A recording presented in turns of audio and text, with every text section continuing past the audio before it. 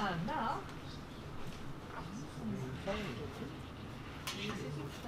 standing, I think. He's standing. Meg has a story for us. So, Meg, go. Thank you. Bit of a challenge. I ran into some friends when I was home in Scotland, and our brother's written a song that he said, Meg, you could sing that. I said, okay. So we sang it together. And it's about Tam O'Shanter. Now, Tam O'Shanter is a very culturally specific poem. It's in Lowland Scots, and it would be a bit of a challenge for some of you to understand it. But it was the kind of language that I was brought up in with. And also, you know, I'm not a Roger. I couldn't learn a poem off by heart, except in French under pain of death. So I decided to mix the two together. I can't sing the song for you because you won't understand it if you don't know the story. So basically, our family were singers. They never did recitations. But if there was a poem that anybody would request, it would be Tam O'Shanter. And Tam O'Shanter was actually Robert Burns' favourite poem. And it's his night on Saturday night. I know you're Australian, but in Scotland, it's Burns' night on the 25th. And traditionally, men, a lot of them would be in the Masons, because he was a Mason, a good Mason, and they would get together and get really drunk. Lots of toasts to the haggis, lots of whiskey swallowed down. Oh dear, here's Roger up the front. So, I can't hear you back there. I'm so, he can't. He's old. I know, we're all. Now everybody's going to move back there. And I have to say to you that although we didn't do any poems, some of the pieces of Tam O'Shanter became sort of like homilies at home that my father would bring out. My father liked a good drink, and my father would bring out some of these expressions from Tam O'Shanter, and we'd all join in the chorus. So basically, I'll tell you a bit of the story, and I'll sing you the song. Basically, Tam O'Shanter was Burns' favourite story. He wrote it when he was 31. As you know, he died at 37. And he found that it was the most fun, this particular story. So if you can imagine, I feel kind of like my father, liked to drink. My mother used to worry about my father. She used to make sure he only had a certain amount of money to go to the pub with, because if you gave him more, he'd just drink it all. And on one occasion, my father was helping my brother do some renovations in this flat he bought, and was slipping my father a £5 note. Oh, thanks, Dad. And it wasn't too long before my mother got my brother to the side and said, I'm that worried about your father. She said, I only gave him £2 and he's coming home for the pub. Foo! My brother didn't admit to feeding him extra money. But my brother was very happy to tell me that story because my brother likes the whiskey too. When I went to the party, I took a litre of Monkey Grip. If you're looking for a good malt whiskey, Monkey Grip is similar, very well recommended. It only lasted one night. So, there we go. The story of Tam O'Shanter is set in Ayr. If you've been to Scotland, Ayr is the place, A-Y-R. And it's basically market day. And so I'll open with the beginning of the poem, and it goes like this. When Chapman Billies leave the street, that means the peddlers, and Ruthie neighbours meet, as market days are wearing late, and folk begin to take the gate, while we sit boozing at the nappies drink ale, and getting foo and uncle happy. We think not of the long Scots smiles that stand between us, the mosses, waters, laps and stiles that lie between us in our hame, where sits our sulky, sullen dame, gathering her brows, this is my mother, like gathering storms, nursed in a wrath to keep it warm. I've seen my mother like that. And this wife, Robert Burns, was married 2 years when he wrote this, so his love life had been sadly curtailed. He married jean armour, and I think a lot of this reflects his relationship with his wife. She prophesied that late or soon that he would be found deep down drowned in Doon, or catched by warlocks in the murk by Alloway's old haunted kirk. This is the 1790s. People were really suspicious then. So, the story goes on. So, back to the story. They're basically sitting in the pub by the fireside. Tam's sitting with his friend, Suitor Johnny. Suitor means shoemaker. His best mate. They are such good buddies. It says here, his ancient, trusty, druthy crony. My father always would say the next two lines. Tam looed him like a very brother. They had been through for weeks together. My father liked that line.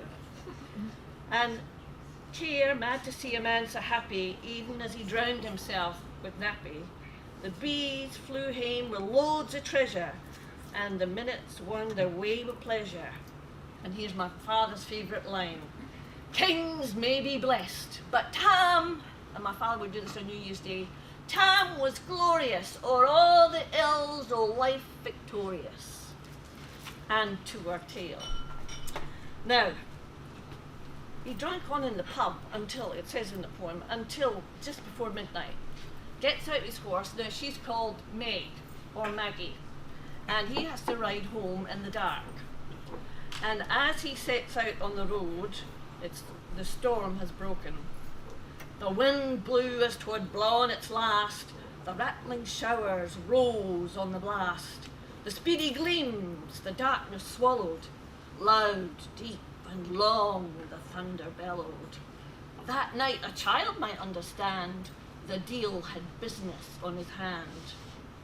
But Tam, he's on his horse, well mounted on his grey mare Meg, singing to himself, a better never lifted leg.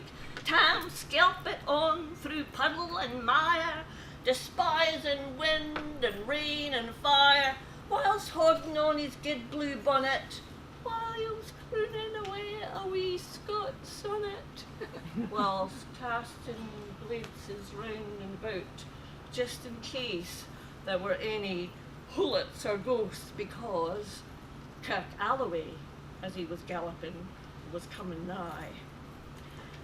Now, he gets up close across the moss. When they say moss, it's that swampy stuff at the edge of the river before you actually get to the river. He's gone through there and he looks to the north, and there's the trees, lights coming through. And as he slows Maggie to a bit of a canter, he can hear music. He can't believe it. And he eggs the horse on, and the horse just digs in, won't go. So Tam gives her another whack and sends her forward, and they go up to the old haunted kirk. The lights are all blazing, they're singing and dancing, and when he looks, the place is full of warlocks and witches, all hooking. And who do you think's sitting in the corner of a window, playing the bagpipes? There sat old Nick, in shape of beast, a towsy tyke, black, grim and large, to gie the music was his charge. He screwed the pipes and dart them skirl, till the roof and what was left of the rafters all did dirl. Coffins stood round like open cupboards, presses that showed the dead in their last dresses, and by some evil cultric spell, each in its cold hand held a light. The next part goes into what's on the altar. Terrible things. When I first heard this poem when I was 14 at high school, we were actually doing a Scottish poem, it was chilling. All the murderous tools, the skeletons, the bits of things were terrible. But you have to say that dancing was getting faster and faster, and Tam had taken off his bonnet and was peering through the window, and he couldn't believe it. These lithesome young women, well actually we're all women under a spell, were leaping and dancing, jigs and strathspeys, and they were getting so hot, like here, kind of sweaty, they threw off their dresses and started dancing in their shifts. Now, one in particular, shocking, her shift was a wee bit short, and she was setting to it with a will. Her name was Nanny, and that was the one that caught Tam's eye. Because you see, they didn't wear knickers in the 80s. Tam saw this one, and he was transfixed, and he just watched, and she tapered and moved closer to him, and he forgot himself. Tam lost his reason altogether and roared out, "Well done, Tutty Stark!" And in an instant, all was dark. And scarcely had he Maggie rallied to get on her, when out the hellish region sallied. And they came chasing after him. And he was remembering what his wife had said about getting over the brig. Superstition in Scotland says that if you are being chased by evil things, you have to get over running water, a bridge, but you have to get past the keystone in the middle of the bridge.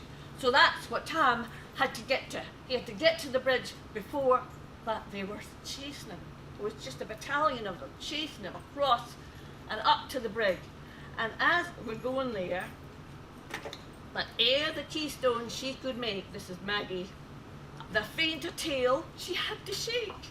For Nanny, far before the rest, hard upon noble Maggie pressed, and flew at Tam with furious ettle, and a spring brought off her master hale, but left behind her ain grey tail. That witch had caught her by the rump, and left poor Maggie scarce a stump. So she lost her tail. And that leads me into the song. Have I got time to sing it?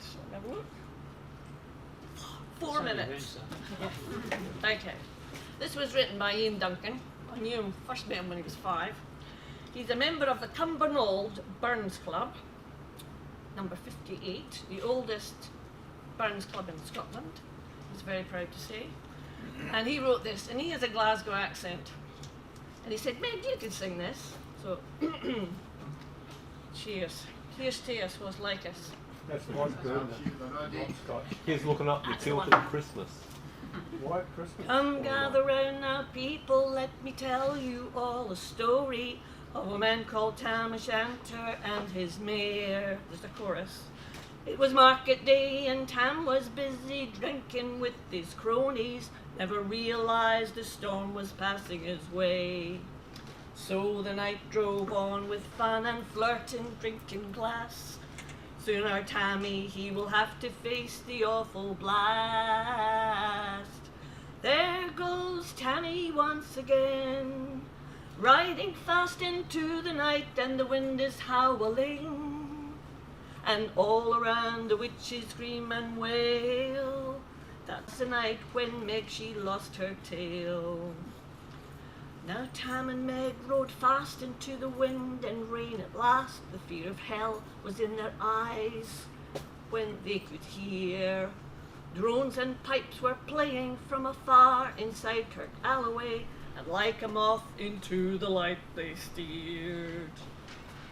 What shouts they heard, an evil vision came into their eyes. Witches, warlocks, and old Nick, the devil in disguise. I think he put that in on purpose. There goes Tammy once again, riding fast into the night, and the wind is howling, and all around the witches scream and wail. That was the night when Meg, she lost her tail. Do join in. As Tam kept on glowering, he laid his gaze of lust and sin upon a young witch dancing round the stones. And in ecstatic haste he shouted out, "Go lassie, shake!" And suddenly the gatecrasher's cover was all blown. So the chase it started from the kirk down to the brig. As they crossed, Meg's tail was disconnected by that witch. What a... There goes Tammy once again, riding fast into the night, and the wind is howling, and all around the witches wind and scream and wail. That was the night when Meg, she lost her tail. So now we come unto the end, the the moral of this tale I'll send. Whene'er to drink or sinning you're inclined, Roger, beware of witches in a dance at pubs and clubs throughout the land, and when in churchyards, please watch your behind. There goes Tammy once again, riding fast into the wind, and the wind is howling, and all around the witches scream and wail. That was the night that Meg she lost her tail. Thank you.